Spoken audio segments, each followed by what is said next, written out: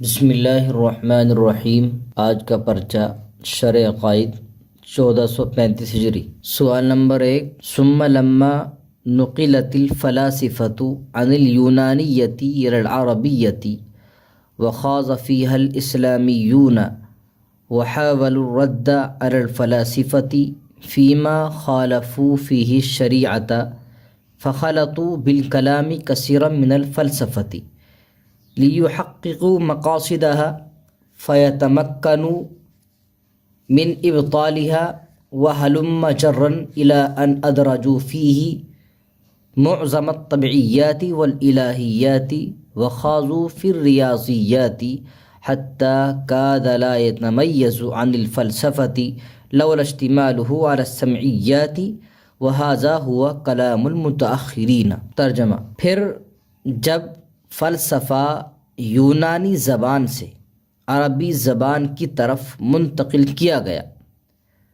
وخاض فیہا الاسلامیون، اور اہل اسلام اس میں مشغول ہوئے، وحاولوا الرد، اور انہوں نے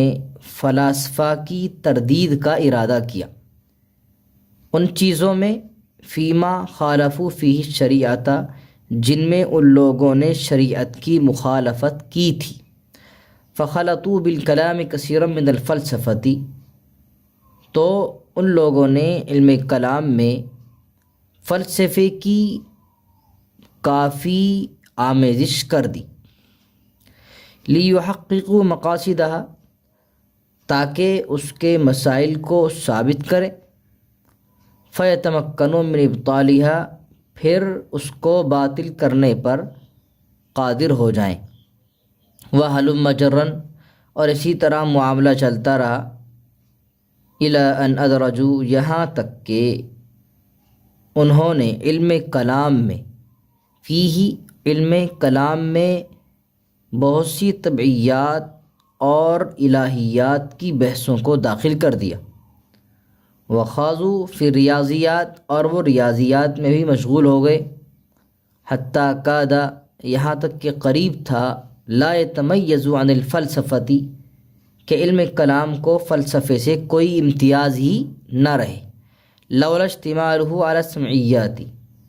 اگر وہ ایسے مسائل پر مشتمل نہ ہوتا جو سمعی اور نقلی ہیں، وہذا ہوا کلام المتاخرین،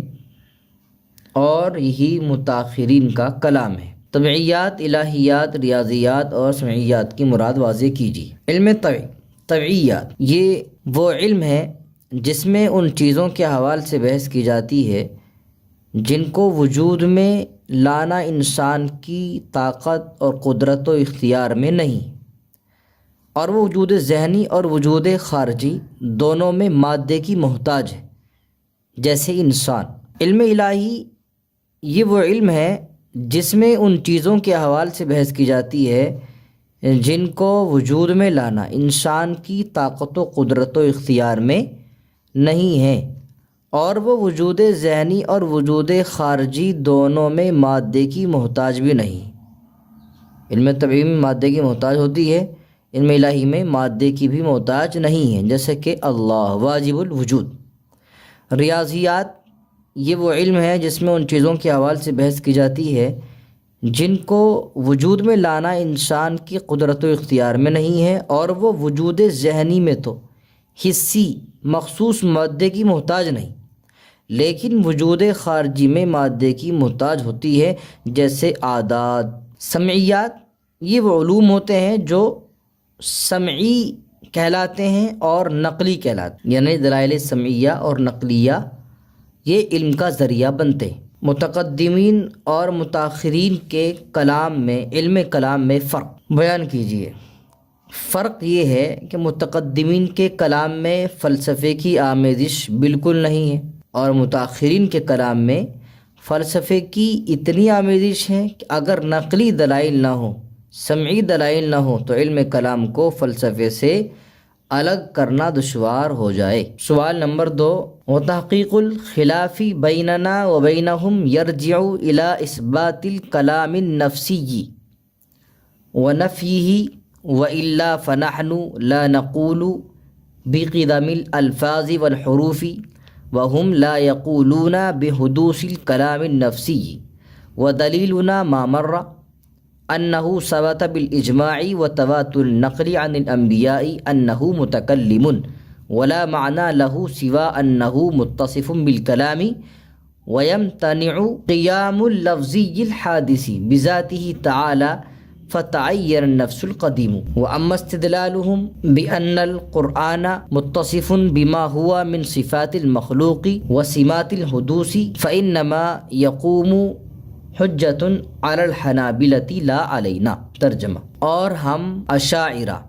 بیننا، ہم اشاعرہ و بینہم اور ان یعنی معتزلہ کے درمیان اختلاف کا مدار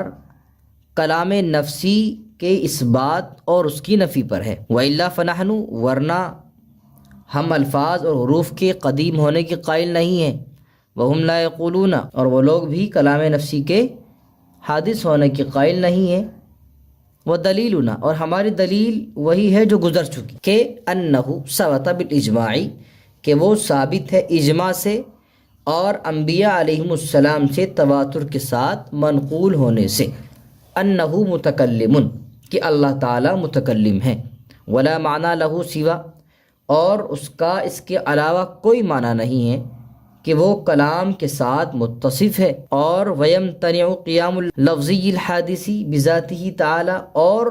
اس کی ذات کے ساتھ کلام لفظی حادث کا قیام محال ہے، لہذا کلام نفسی قدیم متعین ہے۔ وَأَمَّا اسْتِدْلَالُ رہا معتزلہ کا یہ استدلال بِأَنَّ الْقُرْآنَ مُتَّصِفٌ بِمَا هُوَ مِنْ صِفَاتِ الْمَخْلُوقِ وَسِمَاتِ الْحُدُوثِ کہ قرآن ایسی چیزوں کے ساتھ متصف ہے جو مخلوق کی صفات اور حدوث کی علامتوں میں سے ہیں، فإنما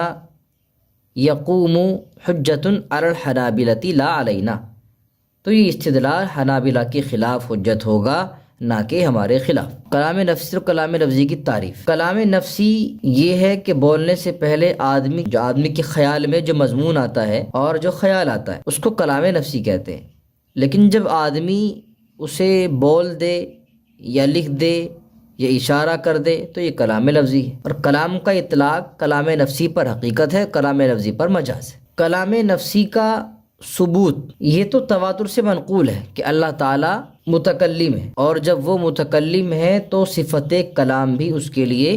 ثابت ہوگی، اور جب کلام اس کی صفت ہوگی تو اس کی ذات کے ساتھ قائم ہوگی، تو لہٰذا وہ بھی قدیم ہوگی، ورنہ باری تعالیٰ کے ساتھ حوادث کا قیام لازم آئے گا جو کہ محال ہے۔ جب کلام قدیم ہے تو ثابت ہو گیا کہ وہ کلام جو ذات باری کے ساتھ قائم ہے وہ کلام نفسی ہے نہ کہ کلام لفظی، اس لیے کہ کلام لفظی حادث ہے۔ صفت کلام میں باری تعالیٰ کی صفت کلام میں اہل السنہ اور معتزلہ کا اختلاف لکھی۔ اس مسئلے میں اہل حق کا مذہب یہ ہے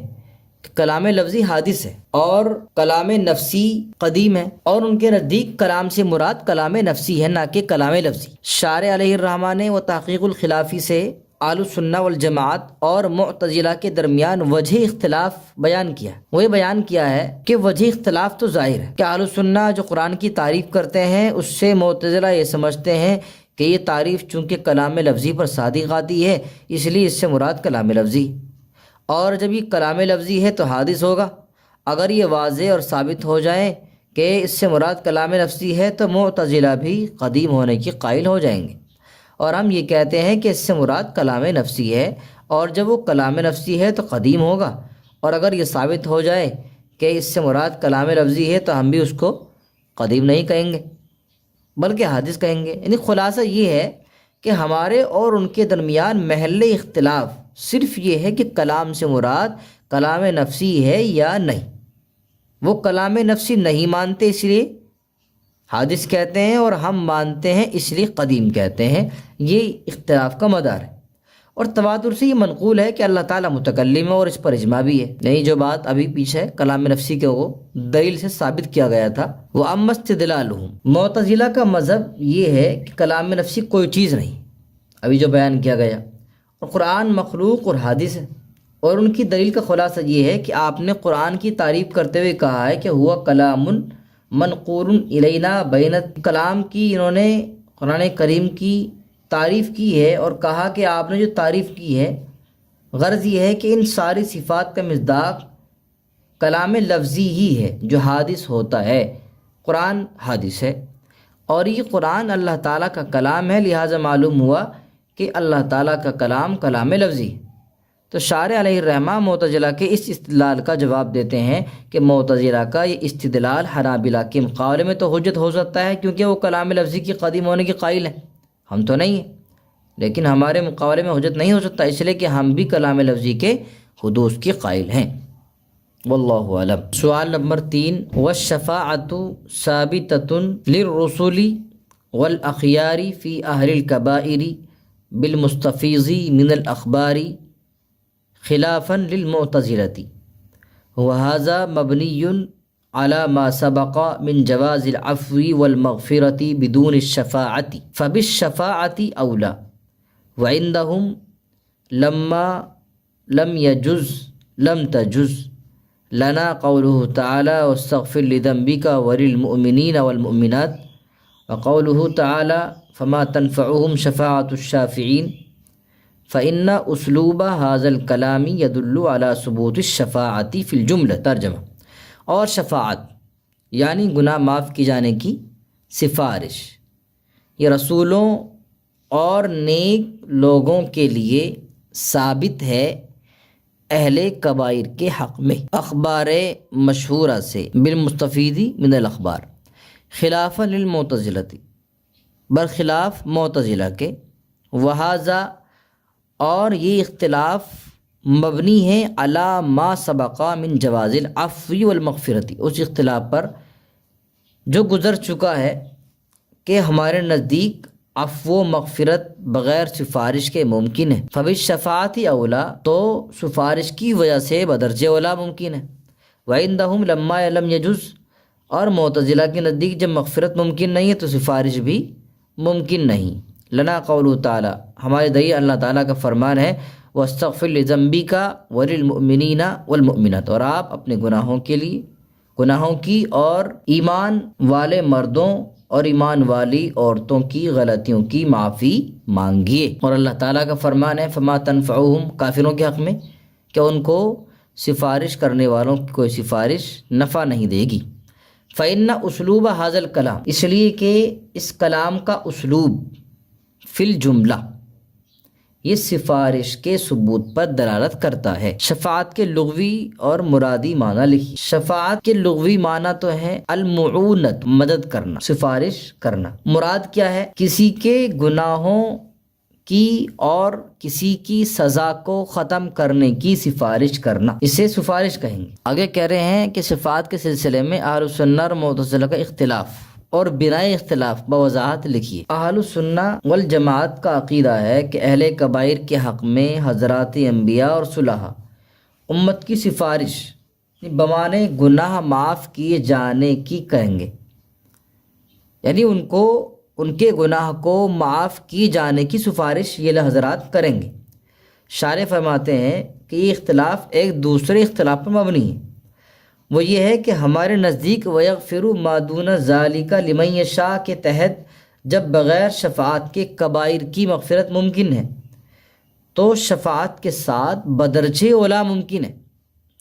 اور معتزلہ کے نزدیک جب بغیر شفاعت کبائر کی مغفرت جائز نہیں ہے تو شفاعت کے ساتھ بھی جائز نہیں ہے۔ گناہ بخشوانے کے لیے شفاعت کے ثبوت پر ہماری دلیل ایک تو اللہ تعالیٰ کا ارشاد ہے واستغفر لذنبک کا جو اوپر آ گیا، تو لہٰذا یہاں شفاعت کا ثبوت اس سے ہو گیا۔ البتہ نبی کا معصوم ہونا اس بات سے مانے کہ اس کے حق میں لفظ زن، یہ جو گناہ ہو، اس کو عام رکھا جائے، اس لیے کہا جائے گا کہ نبی علیہ السلام کے حق میں ضمن سے مراد ترک اولا ہے یا ایسا صغیرہ ہے جو ساون صادر ہوا۔ تو دوسری دلیل اللہ تعالیٰ کا ارشاد ہے کہ فما تنفعهم شفاعت الشافعین، وجہ استدلال یہ ہے کہ کفار کی بدحالی اور قیامت کے روز ان کی مایوسی بیان کرتے ہوئے اللہ تعالیٰ نے ان کے حق میں شفاعت کے نفع بخش ہونے کی نفی کی، اور جب کسی کی بدحالی بیان کرنے کا موقع ہو تو ایسا ہی حال بیان کیا جاتا ہے جو اسی کے ساتھ خاص ہو۔ معلوم ہوا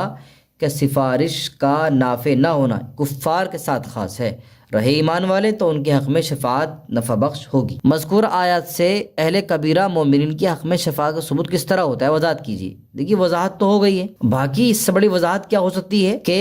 آپ خود ایمان والے مرد اور ایمان والی عورتوں کے گناہوں کے بارے مغفرت کی طلب کرا رہے ہیں، اور یہ وہ گناہ ہیں جو گناہ کبیرہ ہیں۔ اسی طرح اللہ کا دوسرا فرمان ہے وَيَغْفِرُ مَا دُونَ ذَلِكَ لِمَن يَشَاءُ، یعنی شرک جو کہ بڑا گناہ ہے اس کے علاوہ تمام گناہوں کو اللہ معاف کر دے گا۔ تو ان آیتوں سے یہ پتہ چلتا ہے کہ سفارش کرنے والے کی سفارش صرف مشرکوں کو نفع نہیں پہنچائے گی، ان کے علاوہ جتنے جیسے گنہگار ہوں گے، ایمان والے بندے ہوں گے، ان کو نفع پہنچائے گی۔ تو لہٰذا ان آیات سے اہل کبیرہ مومنین کے حق میں سفارش کا ثبوت واضح ہو جاتا ہے۔ شرح نخبۃ الفکر، سوال نمبر 1، فالأول الفرد المطلق كحديث النهي عن بيع الولاء وعن هبته تفرد به عبد الله بن دينار عن ابن عمر رضي الله عنه، وقد ينفرد به راو عن ذلك المنفرد كحديث شعب الإيمان تفرد به أبو صالح عن أبي هريرة رضي الله عنه، وتفرد به عبد الله بن دينار عن أبي صالح، وقد يستمر التفرد في جميع رواته أو أكثرهم، وفي مسند البزار والمعجم الأوسط للطبراني امثلۃ کثیرۃ لذالک۔ ترجمہ، پہلی قسم فرد مطلق ہے، جیسے ولا کو بیچنے اور ہبہ سے ممانعت کرنے کی حدیث۔ تفرد بھی، اس کو عبداللہ بن دینار حضرت ابن عمر رضی اللہ عنہ سے روایت کرنے میں منفرد ہیں۔ وقد ینفرد بھی راوین، اور کبھی اس کو روایت کرنے میں منفرد سے روایت کرنے والا بھی منفرد ہوتا ہے، جیسے شعب ایمان کی حدیث۔ تفرد بھی، اس کو روایت کرنے میں جو ابو ہریرہ رضی اللہ عنہ سے ابو صالح منفرد ہیں، اور ابو صالح سے روایت کرنے میں عبداللہ بن دینار منفرد ہیں۔ وقد یستمر التفرد، اور کبھی کبھی بسا اوقات تمام یا اکثر روات میں تفرد مسلسل باقی رہتا ہے۔ اور وفی مسند البزاری، اور مسند بزار اور طبرانی المعجم الاوسط میں اس کی متعدد مثالیں ہیں، اس کی بہت سی مثالیں ہیں۔ فرد مطلق کی تعریف کر کے اس کو مذکورہ مثالوں کے ذریعے واضح کیجیے۔ فرد مطلق یہ وہ ہے جس کی سند میں، بلکہ جس کی سند کے شروع میں یعنی تابعین کے طبقے میں غرابت، اس طور پر کہ صرف ایک ہی تابعی ہو اس حدیث کو روایت کرنے میں، جیسے حدیث شریف الولاء لحمۃ کلحمۃ النسب لا یباع ولا یوہب ولا یورث۔ اس حدیث کو حضرت ابن عمر رضی اللہ عنہ سے صرف عبداللہ ابن عمر ابن دینار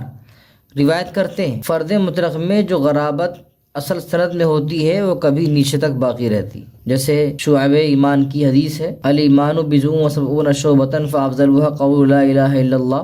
وادناها اماطۃ الاذى عن الطریق والحیاء شعبۃ من الایمان۔ تو اس حدیث کا نام حدیث شعب ایمان ہے۔ اس کو حضرت ابو ہریرہ رضی اللہ عنہ سے روایت کرنے میں ابو صالح منفرد ہیں، اور ابو صالح سے روایت کرنے میں عبداللہ بن دینار بھی منفرد ہیں۔ پھر فرد اور غریب کی لغوی اور اصطلاحی معنی بیان کرتے ہیں، ان کے درمیان اگر کوئی فرق ہو تو واضح کیجیے۔ فرد غریب کی لغوی معنی جو ہے یہ غرابت سے مشتق ہے، کہا جاتا ہے غرب الشخص عن وطنی ای بعودہ، یعنی وہ شخص ہے جو اپنے وطن سے دور ہے۔ اور فرد کے لغوی معنی طاق اور منفرد کے ہیں۔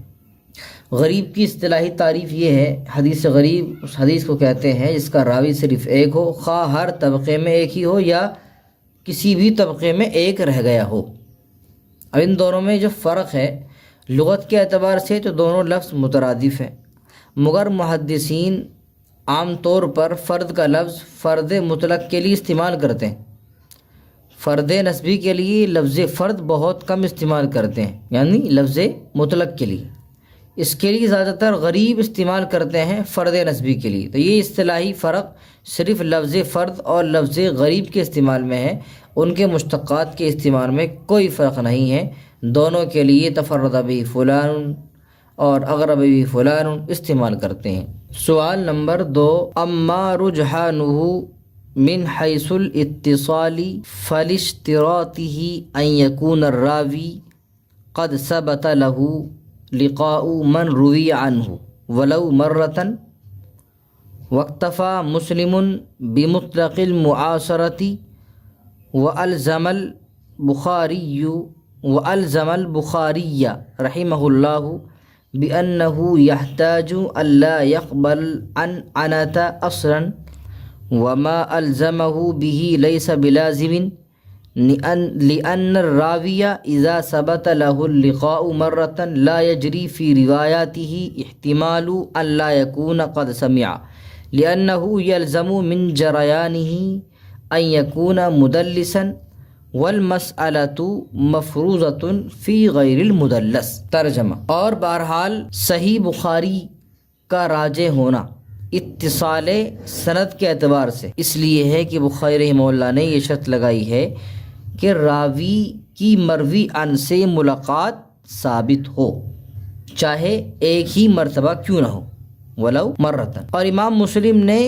مسلم رحمہ اللہ نے صرف معاصرت کو کافی قرار دیا ہے، یہ مطلق معاصرت کو کافی قرار دیا، اکتفا کیا ہے، اور انہوں نے امام بخاری رحمہ اللہ پر الزام عائد کیا ہے بِأَنَّهُ يَحْتَاجُ أَلَّا يَقْبَلَ الْعَنْعَنَةَ أَصْلًا، کہ وہ محتاج ہیں اس بات کے کہ حدیث معنعن کو بالکل قبول نہ کریں، وَمَا أَلْزَمَهُ بِهِ لَيْسَ بِلَازِمٍ، اور جو الزام امام بخاری رحمہ اللہ پر عائد کیا ہے کہ وہ ان پر لازم نہیں آتا، لِأَنَّ الرَّاوِيَ، کیونکہ راوی سے مروی عن کا ایک مرتبہ ثابت لقاء یعنی ملاقات ایک مرتبہ بھی ثابت ہو جائے تو لا یجری فی روایاتہ المعاصرہ، لا یجری فی روایاتہ احتمال اللہ یکون قد سمع، تو اس کی روایت میں سماع کا نہ ہونے کا احتمال جاری نہیں ہو سکتا، یعنی اس نے یہ بات نہیں سنی ہے۔ کیوں؟ اس لیے کہ لأنہ یلزم، اس لیے کہ اس احتمال کے جاری ہونے سے لازم آئے گا کہ وہ راوی مدلس ہو، حالانکہ مسئلہ غیر مدلس پر فرض کیا گیا ہے۔ صحیح بخاری کی صحیح مسلم پر شرط اتصال کے اعتبار سے فوقیت کو دلیل سے واضح کیجیے۔ اتصال سند کے اعتبار سے صحیح بخاری کو صحیح مسلم پر ترجیح اس لیے ہے کیونکہ اگر کوئی ایک راوی بصیغہ عن یعنی عن فلاں روایت کرے تو وہ سند متصل ہوگی یا نہیں، اس کے لیے کیا شرط ہے؟ تو جواب یہ ہے کہ اس میں تفصیل ہے کہ راوی معنعن مروی عن کا معاصر ہوگا یا نہیں، یعنی اس کے ہم زمانے ہوگا، زمانے میں رہا ہوگا یا نہیں، زمانہ پایا ہوگا یا نہیں پایا ہوگا۔ اگر معاصر نہیں ہے تو سند متصل نہیں ہوگی، اگر معاصر رہا تو دو حال سے خالی نہیں ہے، یا تو راوی اور مروی عن کے درمیان عدم لقاء ثابت ہوگا یا نہیں ہوگا، یعنی ملاقات ہوگی یا نہیں ہوگی۔ ضروری نہیں ہے کہ ہم معاصر ہو تو ملاقات بھی ثابت ہو، اگر عدم لقاء ثابت ہو تو سند متصل نہیں ہوگی، اور اگر عدم لقاء ثابت نہ ہو تو دو حال سے خالی نہیں ہے، یا تو راوی مدلس ہوگا یا نہیں، اگر راوی مدلس ہے تو وہ سند اس وقت تک متصل نہیں ہوگی جب تک کہ راوی کی مروی عن سے ملاقات ثابت نہ ہو جائے، چاہے ایک ہی مرتبہ کیوں نہ ہو۔ اور امام مسلم رحمہ اللہ کا مسلک یہ ہے کہ وہ شرط متصل ہوگی اگرچہ ایک مرتبہ بھی ملاقات ہو جائے۔ اس تفصیل سے معلوم ہوا امام بخاری رحمہ اللہ کے نزدیک اسناد معنعن کو متصل قرار دینے کے لیے راوی اور مروی عن کے درمیان ملاقات شرط ہے، جبکہ امام مسلم رحمہ اللہ نے یہ قید نہیں لگائی، لہٰذا اس قید مذکور کی زیادتی صحیح بخاری کے لیے باعث ترجیح ہوگی۔ خلاصہ یہ ہوا کہ امام بخاری رحمہ اللہ کے یہاں راوی کی مروی عن کے درمیان ملاقات شرط ہے، امام مسلم رحمہ اللہ کے یہاں راوی کی مروی عن کے معاصر ہونا شرط ہے، ملاقات شرط نہیں ہے۔ امام بخاری رحمہ اللہ پر عائد شدہ الزام کیا ہے؟ دونوں الزام لگایا ہے۔ امام مسلم رحمہ اللہ نے امام بخاری رحمہ اللہ پر روایت عنعنہ کے سلسلے میں یہ الزام عائد کیا ہے کہ آپ لقاء شرط لگاتے ہیں، یعنی ملاقات ثابت ہو، تو پھر اس کا مقصد تو یہ ہوا کہ عدم سماع کا احتمال ختم ہی ہو جائے، جو جب ملاقات شرط ہوگی تو عدم سماع کا احتمال ختم ہو جائے گا اور سماع کا احتمال ظن غالب ہو جائے، تو پھر امام بخاری رحمہ اللہ کو چاہیے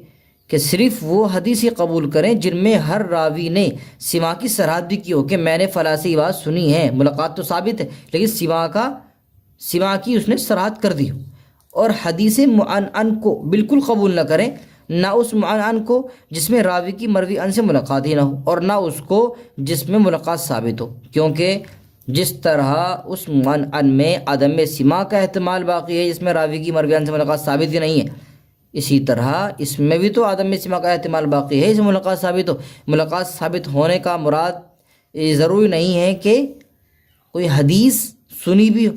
تو لہٰذا پھر تو کوئی بھی حدیث قبول نہیں کرنی چاہیے حدیث معنعن والی۔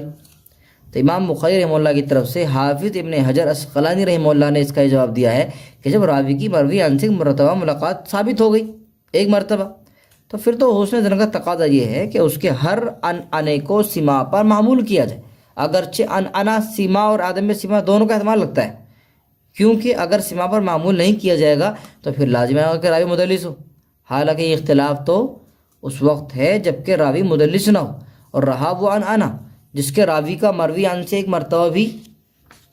ملاقات ثابت نہیں ہے، تو ظاہر تو یہی ہے پھر کہ اس کو سماع پر معمول ہی نہ کیا جائے، اس میں زیادہ احتمال ہے ملاقات ثابت نہ ہونے میں۔ خلاصہ یہ ہوا کہ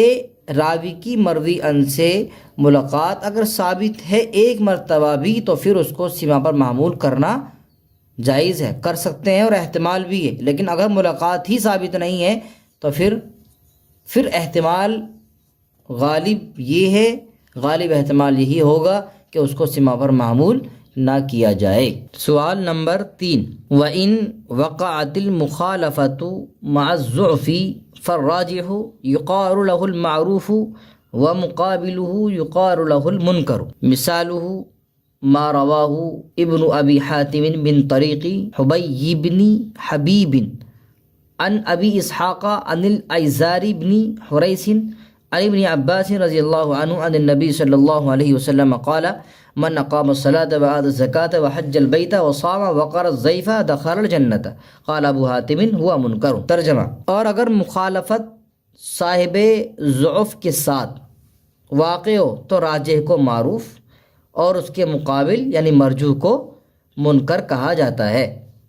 دونوں کی مثال، اس کی مثال وہ حدیث ہے جس کو ابن ابی حاتم نے حبیب بن حبیب کی سند سے روایت کی۔ انہوں نے ابو اسحاق سے، انہوں نے ایزار بن حریث سے، انہوں نے ابن عباس سے، اور انہوں نے آپ علیہ السلام سے روایت کیا ہے۔ آپ صلی اللہ علیہ وسلم نے فرمایا کہ جو شخص نماز قائم کرے، زکوٰۃ ادا کرے، بیت اللہ کا حج کرے اور روزہ رکھے اور مہمانوں کی ضیافت کرے تو وہ شخص جنت میں داخل ہوگا۔ تو ابو حاتم کیا فرماتے ہیں کہ یہ حدیث منکر ہے۔ منکر کی تعریف، منکر وہ حدیث ہے جس کو ضعیف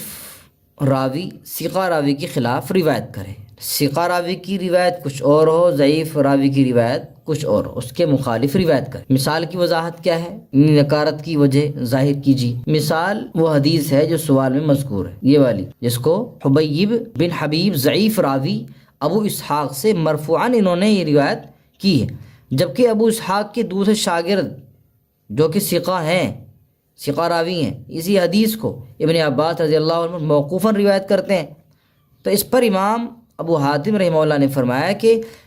حبیب کی حدیث جو مرفوعاً ہے منکر ہے، کیونکہ دوسرے لوگوں نے جو کہ ثقہ ہیں، منکر نہیں ہے، اس کو موقوفاً روایت کیا ہے، تو لہٰذا موقوف روایت معروف ہو گئی، راجح ہو گئی، اور راجح کو مرجوح پر راجح کیا جاتا ہے، یعنی راجح کے مقابلے میں، مرجوح کے مقابلے میں اگر راجح آ جائے تو پھر راجح والی بات کو قبول کیا جاتا ہے۔ اچھا، منکر اور شاذ کے درمیان کیا فرق؟ مفہوم کے اعتبار سے تو شاذ اور منکر کے درمیان عموم خصوص من وجہن کی نسبت ہے، ایک طرح سے یہ عام خاص کی نسبت ہے، کیونکہ مخالفت جو راوی ہے دونوں میں شرط ہے، مخالفت راوی جو دونوں میں شرط ہے، شاذ کے اندر بھی راوی کی مخالفت ہے اور منکر کے اندر بھی، تو لہٰذا مخالفت کے مفہوم میں تو دونوں جمع ہو جائیں گے، اور شاذ میں راوی کا ثقہ یا سچا ہونا ضروری ہے شاذ کے اندر، اور منکر میں راوی کا ضعیف ہونا ضروری ہے، تو لہٰذا مذکورہ مفہوم میں دونوں ایک دوسرے سے جدا ہو جائیں گے۔